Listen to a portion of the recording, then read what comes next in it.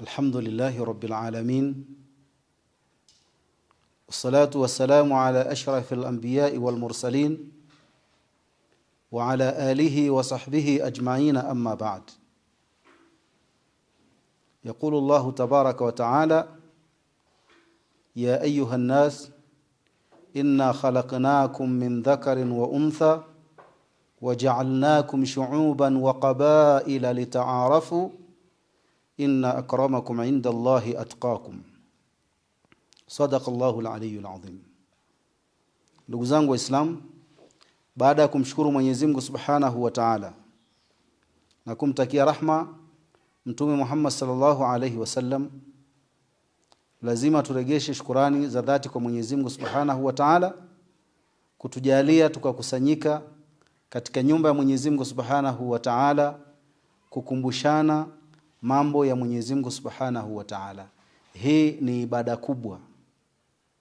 Majtama'a qaumun fi baitin min buyutillah yatluna kitab Allah. Mtume anasema hawawezi kukusanyika watu katika nyumba ya Mwenyezi Mungu Subhanahu wa Ta'ala wakawa wanasoma Qur'ani ya Mwenyezi Mungu Subhanahu wa Ta'ala, wa yatadarasunahu fima bainahum, na wanafundishana mambo ya dini baina yao, isipokuwa wale watu Mwenyezi Mungu Subhanahu wa Ta'ala huwaletea rahma, wakazungukwa na malaika, wakafunikwa na malaika, wa dhakarahumullahu fi man indahu, na Mwenyezi Mungu Subhanahu wa Ta'ala akawataja uko mbinguni mbele ya malaika watukufu, akawaambia kuna waja wangu wamekusanyika huko duniani katika sehemu ya sotiki, wananitaja mimi peke yake na wanafundishana mafundisho ya Mwenyezi Mungu Subhanahu wa Ta'ala. Dada zetu ambao kwamba mmekuja hapa, tunawazungumzia kwa ufupi kuhusiana nafasi ya mwanamke katika Uislamu. Mwenyezi Mungu Subhanahu wa Ta'ala amempatia mwanamke nafasi kubwa katika Uislamu ambayo hakuwa nayo mbeleni. Kabla Uislamu nafasi hii mwanamke hakuwa nayo, lakini Uislamu ulipokuja ulikuja kumtambua mwanamke, ubora wake na haki zake, na ni nafasi gani ambayo kwamba inamfaa katika Uislamu. Ndio Mwenyezi Mungu Subhanahu wa Ta'ala akasema ar-rijalu qawwamuna 'ala an-nisa, wanaume ndio wasimamizi wa wanawake. Na Mtume akasema an-nisa'u shaqa'iqur rijal, wanawake ni ndugu za wanaume. Ukiangalia historia ya mwanamke kabla al-Islam, kabla Uislamu haujaingia, kabla Mtume sallallahu alaihi wasallam hajaleta dini ya Uislamu, huyu mwanamke alikuwa anachukuliwa vipi na Waarabu? Mwanamke alikuwa anachukuliwa vipi na Waafrika? Walikuwa Waarabu kabla Uislamu hawamtambui mwanamke. Mwanamke alikuwa ni kitu kinaweza kurithiwa. Mwanamke alikuwa mtu anafanya vile anataka. Hata babako akifa hauwezi pata mirathi, mume wako akikufa hauwezi ukapata mirathi. Mpaka ilifika wakati ikawa mtu akizaa mtoto wa kiume anamweka, akizaa mtoto wa kike anamuua. Mpaka ikafika wakati sasa hawauliwi wasichana wakizaliwa, wanaenda kuzikwa kama wako hai. Wa idhal mau'udatu su'ilat bi ayyi dhanbin qutilat. Kulikuwa na tabia inaitwa wa'dul banat. Akizaliwa tu kule akiuliza mtoto ni wa kike ama ni wa kiume, ni wa kike, anachukuliwa anazikwa ili watu huko nje wasijue kumezaliwa mtoto wa kike. Hizi ni dhulma zilikuwa zinafanyiwa wanawake kabla ya Uislamu. Sasa hivi ukiangalia sheria kwa macho ya juu, unaweza ona sheria imemkandamiza mwanamke.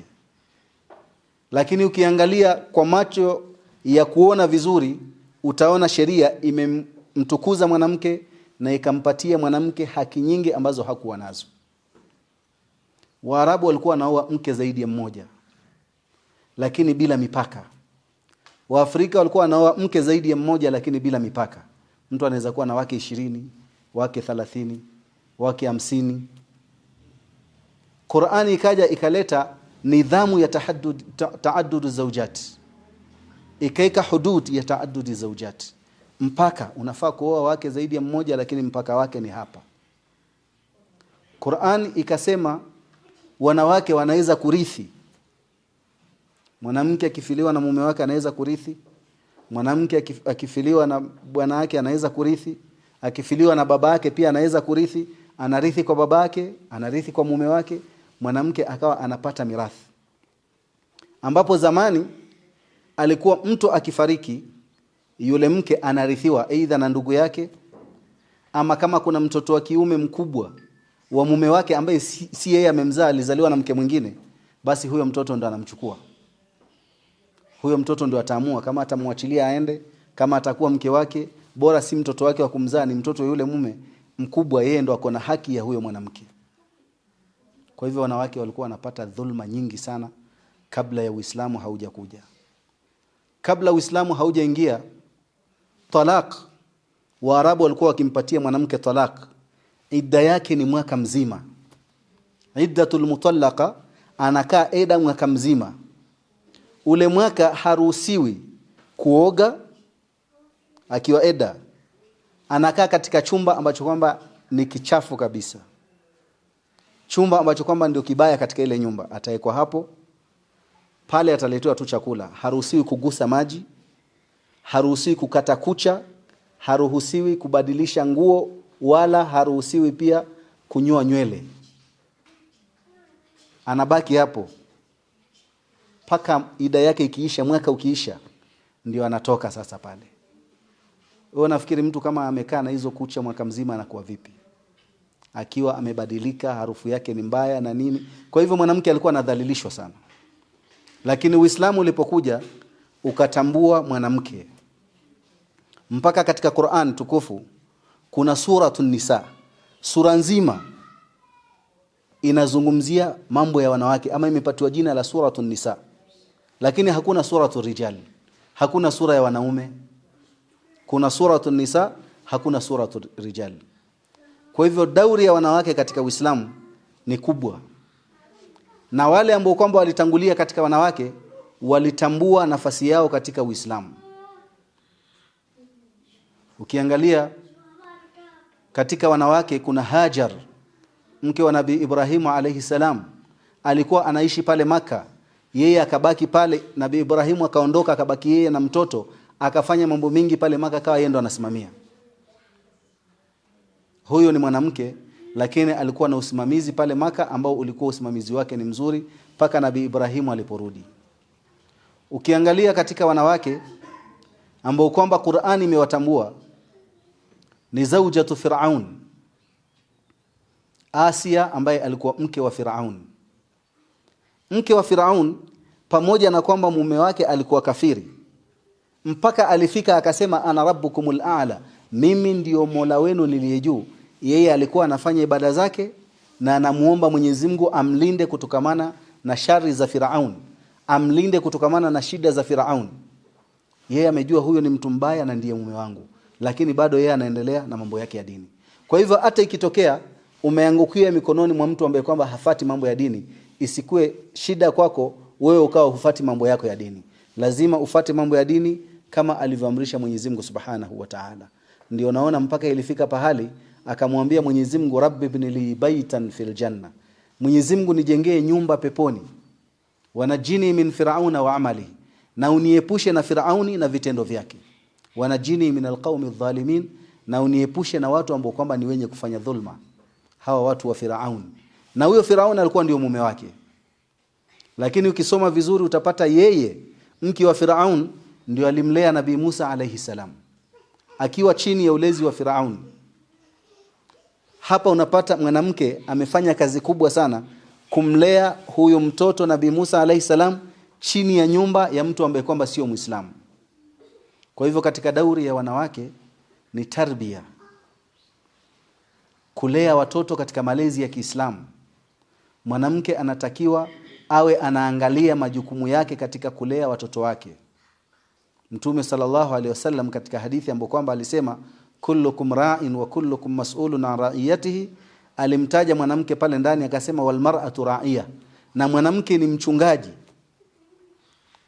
wa hiya mas'ulatun an ra'iyatiha, na yeye ataenda kuulizwa mbele ya Mwenyezi Mungu vile ambavyo kwamba alikuwa anawalea watoto wake katika nyumba ya mume wako. Je, mume wako akienda kazini, ikifika time ya swala unaambia watoto waswali? unahakikisha watoto wanajua Qur'an, unahakikisha watoto wanavaa vizuri, wanavaa hijab, wasichana. Dauri ya mwanamke ni kuangalia nyumba ya mume wake na kuangalia watoto wake vizuri, kama vile ambavyo kwamba sheria imemuamrisha. Mwanamke ilivyomtambua sheria ya Kiislamu na ilivyomtambua dini ya Kiislamu ni tofauti na alivyotambulika kabla Uislamu haujakuja. Mwenyezi Mungu Subhanahu wa Ta'ala alituletea mwanamke uwe msaada mkubwa sana katika dini na msaada mkubwa sana katika mambo yetu ya kidunia. Na ndio maana tunaona mwanamke hakuwekewa vikwazo vingi sana katika dini kama vile mwanaume alivyowekewa. Mwanamke amewekewa vikwazo kidogo katika dini kuliko mwanaume. Ndio maana unaona mwanamke anaruhusiwa kuswali nyumbani, lakini mwanaume lazima aende msikitini. Mwanamke kuna siku ambazo kwamba anapumzika haswali na pia halipi hizo swala.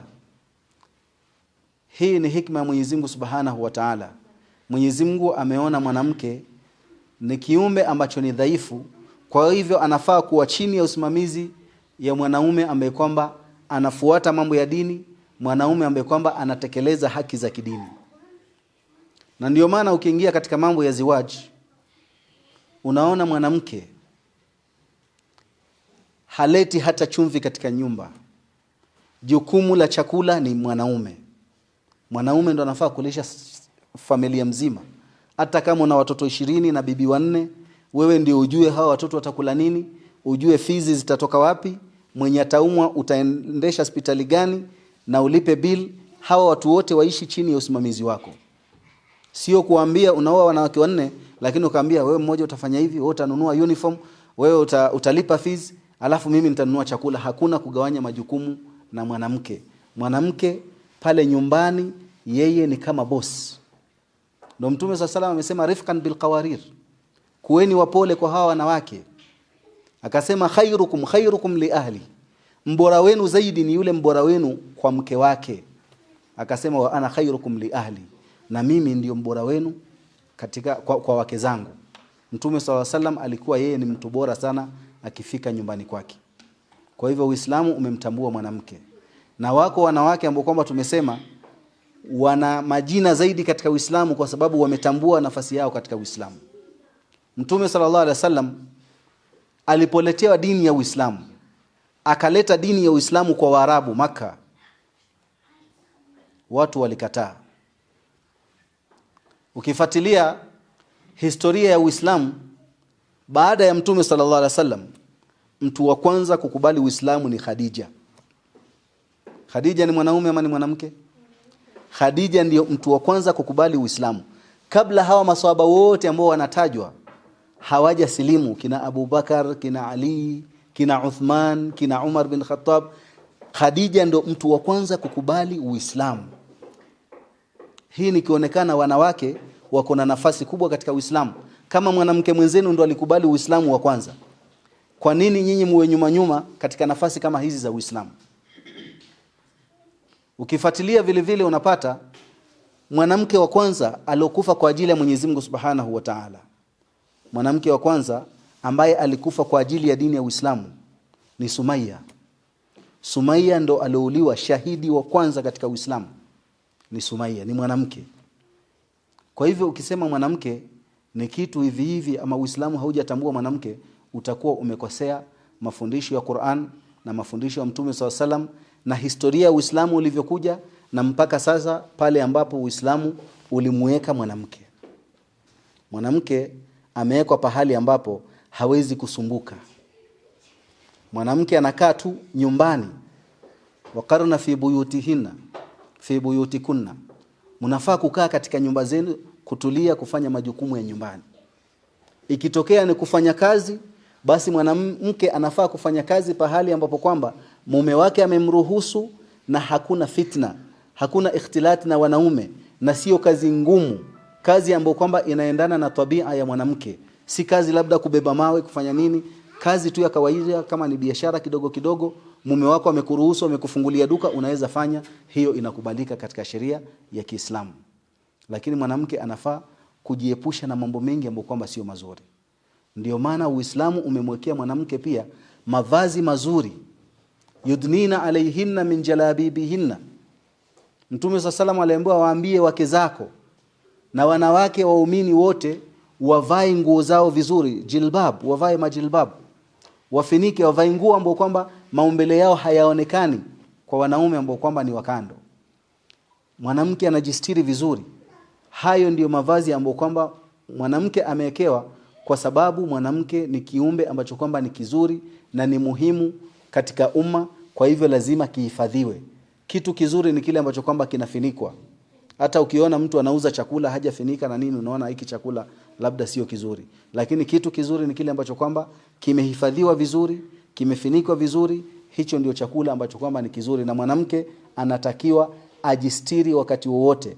Haruhusiwi mwanamke kutoka katika nyumba ya mume wake bila ruhusa. Ukatoka ukaenda kwa jirani, ukatoka ukaenda kwa marafiki, ukaenda sijui sokoni ama wapi, hauruhusiwi kutoka katika nyumba ya mume wako bila kuomba ruhusa. Lazima uombe ruhusa ndio uweze kutoka katika nyumba ya mume wako. Hii ni sheria Mwenyezi Mungu Subhanahu wa Ta'ala amewekea wanawake. Kwa nini? Kwa sababu wewe umetoka kule kwenu, baba yako anajua uko kwa mume wako. Kwa hivyo popote unapoenda, chochote kitakachotokea, yeye ndo ataulizwa. Masuhulia yametoka kwa baba yako yakarudi kwake. Sasa ukienda kukitokea kitu yeye hajui uko wapi, inakuwa umemletea shida na wewe mwenyewe pia umejiletea shida zaidi. Kwa sababu uko chini ya usimamizi wake, hauruhusiwi kutoka ndani ya nyumba bila ya ruhusa ya mume wako.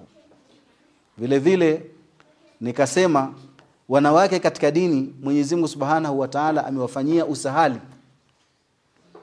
Kiangalia hadithi ya Abdurrahman bin Auf radhiyallahu anhu, anasema idha sallat almar'atu khamsaha wa samat shahraha wa hafidhat farjaha wa ata'at ba'laha au wa ata'at zawjaha qila laha udkhulil janna min ayyi abwabil jannati shi'it.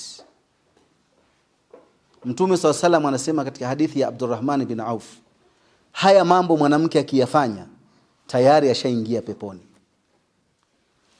Idha sallatil mar'atu khamsaha, mwanamke akiswali swala zake 5 kila siku, kao na swali swala zako 5, isipokuwa ule wakati ambao Mwenyezi Mungu amekuruhusu, wakati ambao kwamba mwanamke ako katika siku zake, ako katika haidh, haruhusiwi kuswali, anapumzika, na pia hatakiwi kulipa hizo siku. Sasa hapo ndio unasamehewa. Lakini siku ambazo kwamba mwanamke ako tahara, anatakiwa aswali swala zake 5 katika maisha yake. Kwa hivyo mwanamke akiswali swala zake 5,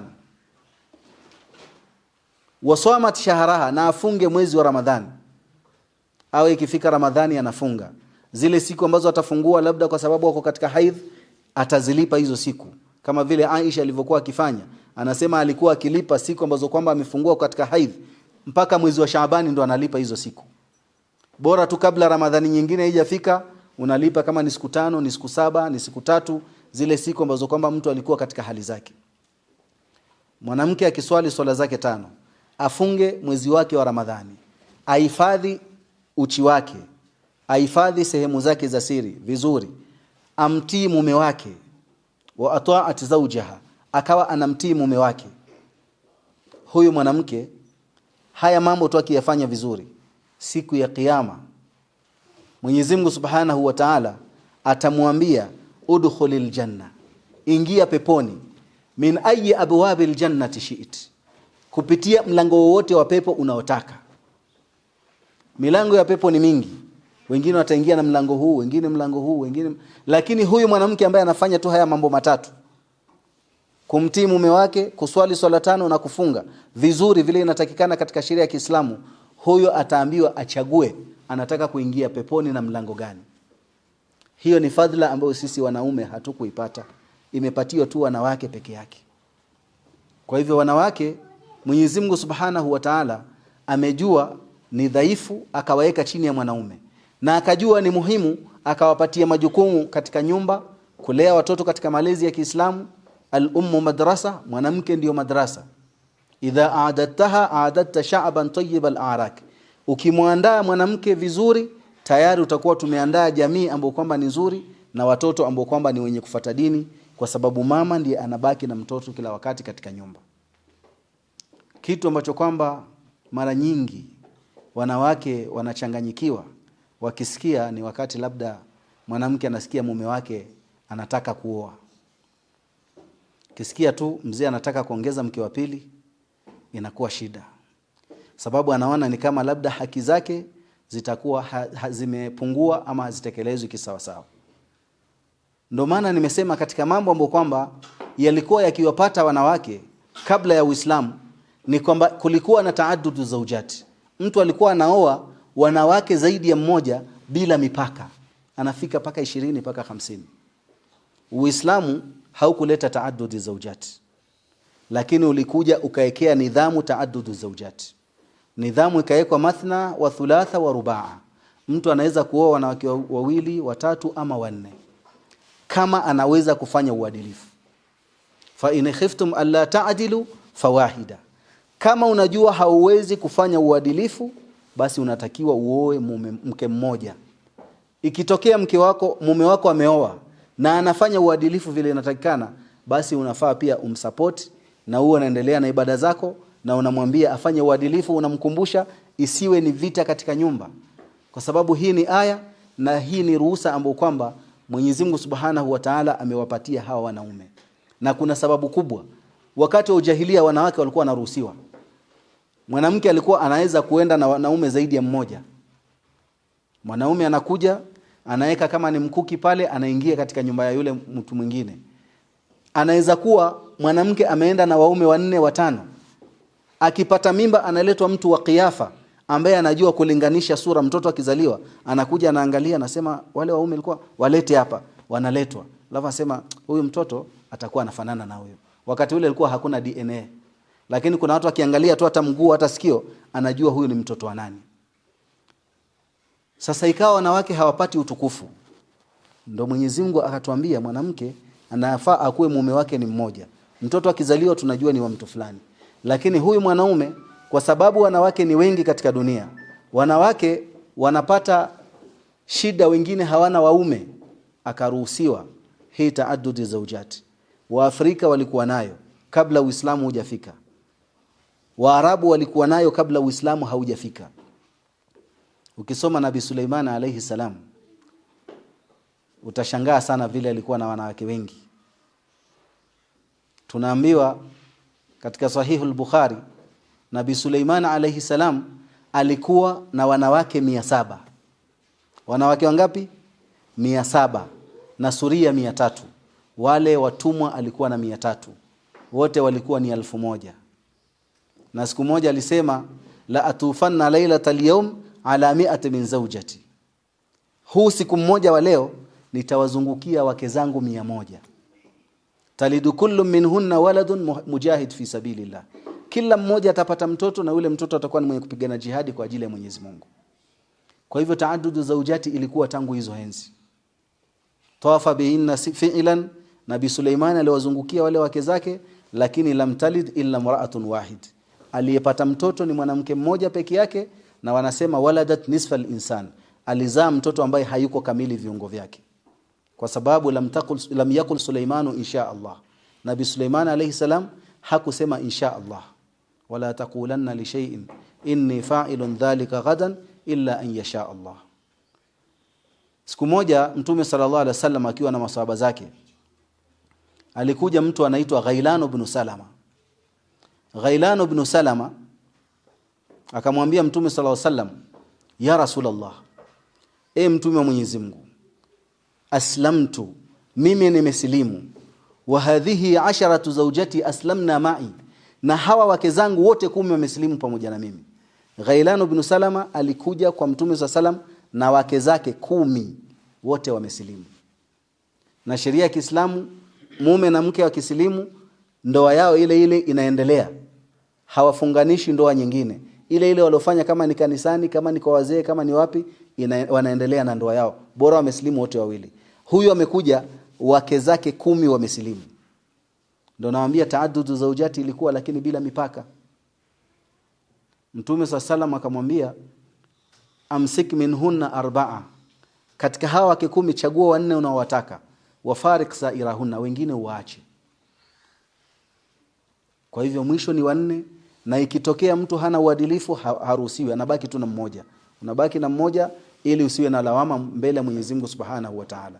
Kwa sababu mwanaume yoyote ambaye atakuwa na mke zaidi ya mmoja, famalat ala ihdahuma, akainama kwa mmoja mwingine akamwacha, jaa inda Allah, atakuja siku ya kiyama mbele ya Mwenyezi Mungu, wa ihda shaqaihi mail, akiwa rangla upande mmoja hivi ameinama, atakuwa anatembea upande kwa sababu alikuwa analemea upande mmoja, anaacha upande mwingine.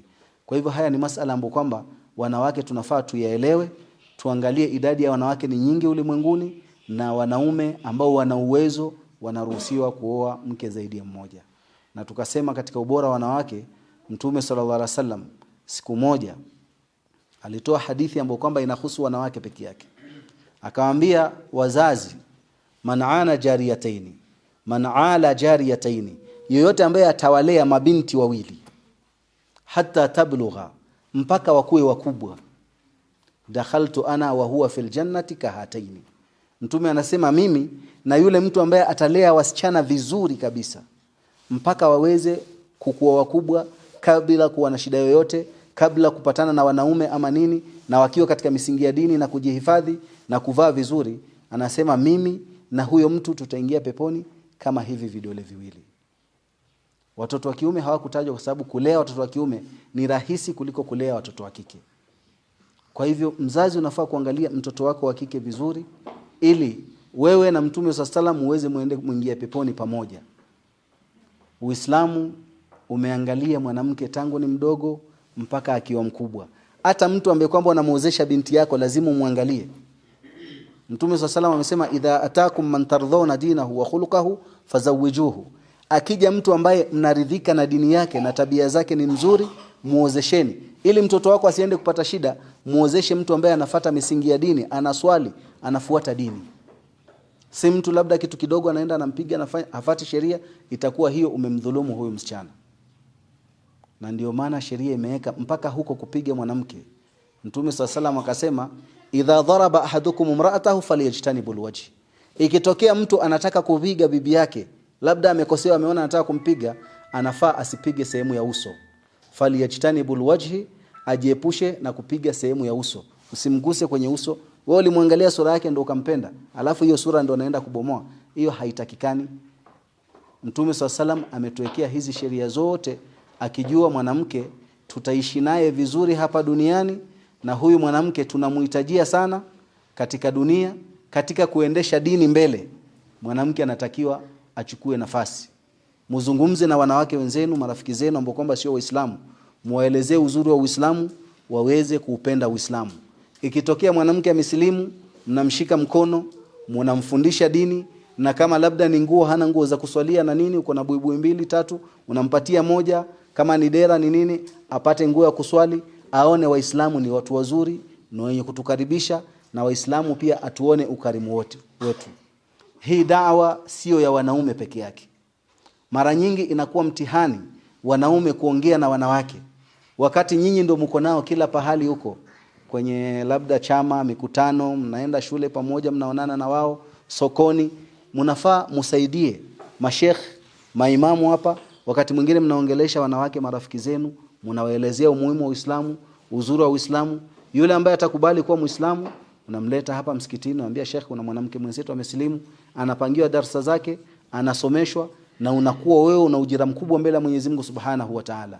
Kila akiswali na wewe unapata thawabu kama yeye. Da'wa tumefanya tu ni ya wanaume peke yake. Lakini da'wa ni kitu chochote ambacho unajua, unafaa kumfunza mwenzako. Kama unajua kuswali, mwingine hajui, unamfunza. Mwingine amejisahau, labda wakati mwingi wanawake wakiwa katika hali zao, labda siku 5 zimeisha, yeye haswali, amesamehewa, ile siku ya 6 amemaliza, ameoga, lakini anaweza akajisahau. Ni wachache sana ambao wanakumbuka. Na inafaa ukioga asubuhi unaanza tayari kuswali hapo, swala ambayo iko hapo mbele. Kama ni dhuhuri, unaanza kuswali hapo. Ikiisha ile hedhi yako labda kabla asr, saa 9 na nusu, unaoga, unaanza kuswali tayari asr. Ikiisha labda saa 2 saa 3 usiku, bado huo ni wakati wa Isha, unaoga na unaswali tayari swala yako ya Isha na unaendelea. Ukiamka umetwahirika, labda ni asubuhi, unafaa kuoga na uanze na swala ya fajiri. Wakati wote unatwahirika, unaoga na unaanza na swala ambayo kwamba iko pale mbele. Ndugu zangu Waislamu na dada zangu wapendwa ambao kwamba mmekuja hapa kutusikiliza haya ambao kwamba tunawakumbusha, sio kwamba haya maneno hamyafahamu, lakini mashekhe wanaongea kila siku, sisi tumekuja tu kuwakumbusha. Wa hadha, salamu alaikum wal afwa minkum.